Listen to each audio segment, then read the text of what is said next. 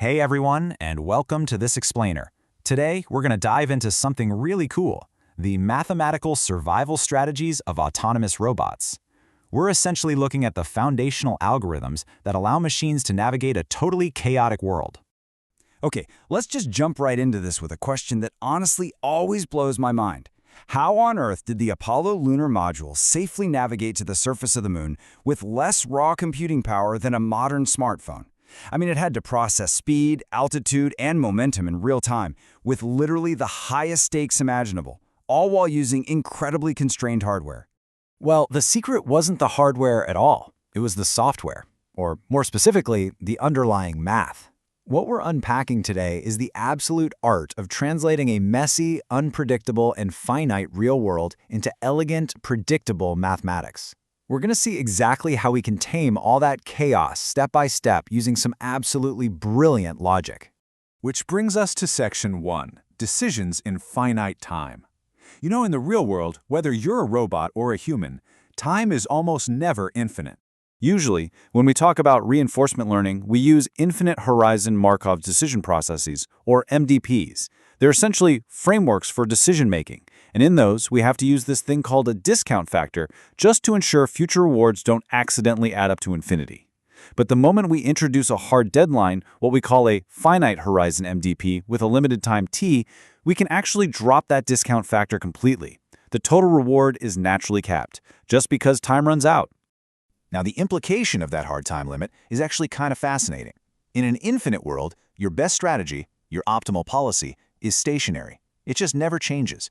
But in a finite world, we have to ask, why does the optimal policy change over time? Why must a robot's strategy actually shift as the clock ticks down? Think about it like a grid puzzle. Imagine you've got a robot navigating a grid with two prizes, a massive +10 reward that's far away and a small +1 reward right next door. If the robot has plenty of time, or say a full tank of gas, its policy is going to aggressively aim for that +10. But what if it gets bumped off course and suddenly only has like 3 seconds left? The policy has to be non-stationary. It absolutely must adapt and switch its aim to the closer +1 reward, simply because reaching the +10 is now mathematically impossible. The entire strategy changes as the metaphorical gas tank empties. So, the crucial point here is how we actually program a machine to know this. Well, we solve finite horizon MDPs by starting at the end. We define the optimal value at the very last time step, t, where the choice is super obvious. Then, using dynamic programming and Bellman's equation, we literally step backward. We figure out the best move for the second to last step based on that final step, and we ripple that logic all the way back to time 0. But, knowing what to do on a discrete, blocky grid is one thing. The actual physical world is continuous. Let's look at Section 2, Mastering Smooth Control. Enter Linear Quadratic Regulation, or LQR. This is basically our mathematical sweet spot. LQR assumes two things: linear transitions, meaning the physics move in a straight, predictable way, and quadratic rewards. Think of a self-driving car trying to stay right in the middle of a highway lane. If it drifts slightly, there's a small penalty. But if it drifts a lot, that penalty squares. It grows exponentially. This quadratic math heavily penalizes extreme, jerky movements, forcing the whole system to take smooth, gentle actions to get back to the center. LQR relies on a really beautiful two-step algorithm. Step 1, if the robot doesn't know the exact physics of its environment, it just estimates them using linear regression. Simple enough. Step 2, we apply that exact same backward dynamic programming we just talked about to find the optimal policy. And the result is stunningly elegant. The optimal action actually turns out to be perfectly linear relative to the state. And that leads us to one of the most surprising mathematical facts in all of control theory, derived from the discrete Riccati equations. In a system governed by LQR, the random noise of the world, like a random gust of wind or a bumpy road, as long as it balances out to a zero mean, it literally does not impact the optimal policy. The perfect action remains the perfect action regardless of the balance chaos going on around it. That is wild. So, LQR is an incredible tool. It's fast, it's smooth, and it beautifully ignores balance noise. Yes, but what if the real world isn't perfectly linear? Because let's face it, physics rarely plays completely straight. An inverted pendulum swinging or a robotic arm rotating, that involves sines and cosines. It involves curves. And that brings us to Section 3, Taming Nonlinear Worlds.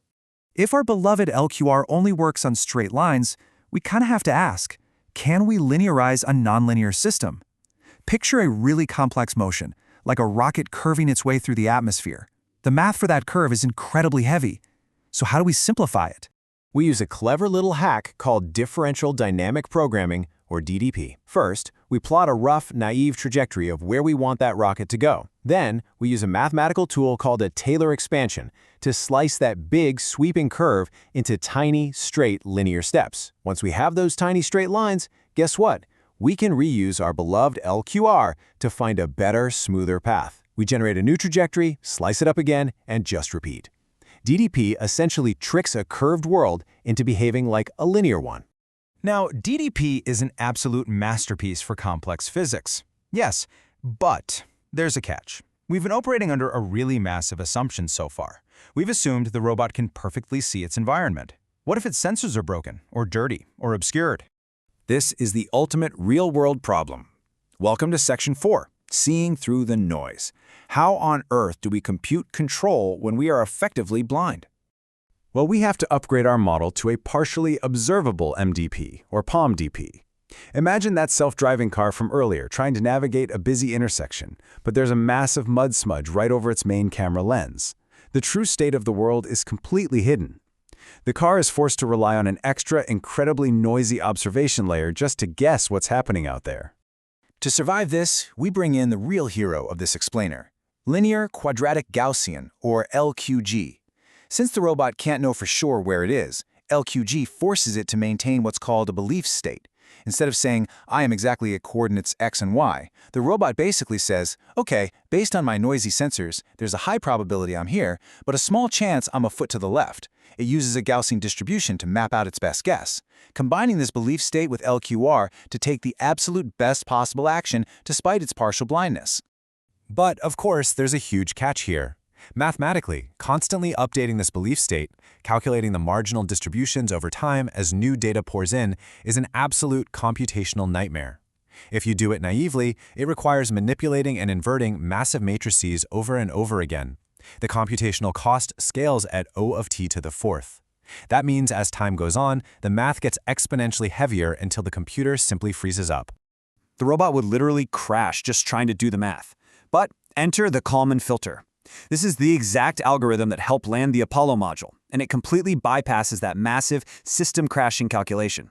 It does this by updating the robot's belief state in constant time, meaning it takes the exact same tiny amount of processing power on second 1 as it does on second 1000. It runs this beautifully simple, infinite two-step loop. Step 1, predict. Based on where I was a millisecond ago, where do I expect to be right now? Step 2, update. I just got a fuzzy reading from my sensor. Let me refine my expectation with this new data to pinpoint my real location. And this is where it all comes together. Putting this all together to conquer the messy, real world requires teamwork. The Kalman filter runs a forward pass, constantly predicting and updating the robot's belief state in real time as time moves forward. Simultaneously, LQR has already run its backward pass from the future, deciding the optimal actions based on those beliefs. The combination of the two yields the ultimate, perfect, optimal policy. Which leaves us with this final thought.